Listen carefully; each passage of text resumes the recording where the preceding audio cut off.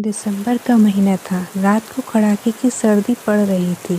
रामगढ़ के सभी लोग अपने घर में बैठे हुए थे। वहीं एक छोटे से घर में अक्षरा कोयल बीमार बैठी हुई थी और उसके सामने उसकी 3 बेटियां नायरा, गोपी और अक्षु भरे आंसुओं से रो रही थी। लगता है बेटा, मेरा वक्त आने वाला है। माँ, ऐसा मत बोलिए। माँ, आप हमें छोड़कर चले गए तो हमारा क्या होगा? अक्षरा कुछ नहीं बोल सकी। जिसका डर था वही हुआ। अक्षरा इस दुनिया से अलविदा कह गई और अपनी तीनों बेटियों को अकेला छोड़ गई थी। कुछ दिन बाद गांव के लोग अक्षरा की तीनों बेटियों से अपने कर्जा मांगते हैं। बच्चों, अपनी माँ का कर्जा चुकाओ या तो ये घर मेरे नाम कर दो। आलोक उन बच्चों पर जरा भी दया नहीं दिखाई और उन्हें घर से बाहर निकाल दिया। घर से निकालकर तीनों बेटी एक बरगद के पेड़ के नीचे बैठी रहीं।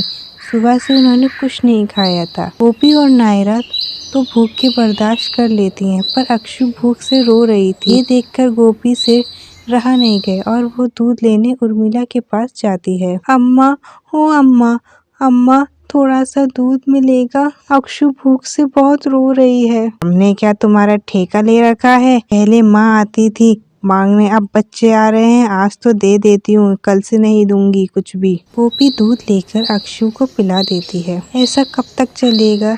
यहाँ रहने से अच्छा है कि शहर चलते हैं, वहाँ कुछ काम कर लेंगे। अगले दिन तीनों शहर की तरफ निकल जाती है। शहर पहुंचकर गोपी काम की तलाश में निकल पड़ती है। कम उम्र होने की वजह से गोपी नायरा को कोई काम नहीं देता है। बहुत देर तक भटकने के बाद उसे एक इमारत में मजदूर की नौकरी मिल जाती है। अब गोपी वहाँ काम किया करती थी और उसकी दोनों बहनें नायरा और अक्षु वहाँ पास में खेला करती थी। अगले दिन अक्षु को बहुत तेज बुखार आ जाता है। इस वजह से गोपी काम पर नहीं जा पाती है। छुट्टी होने पर इमारत का मालिक गोपी पर भड़क जाता है। तुम क्या कहीं की कलेक्टर हो जो अपनी मर्जी से छुट्टी करोगी?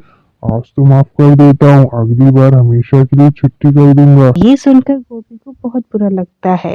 गोपी मन ही मन में सोचती है, कलेक्टर बोला है ना, अब कलेक्टर बन के ही दिखाऊंगी।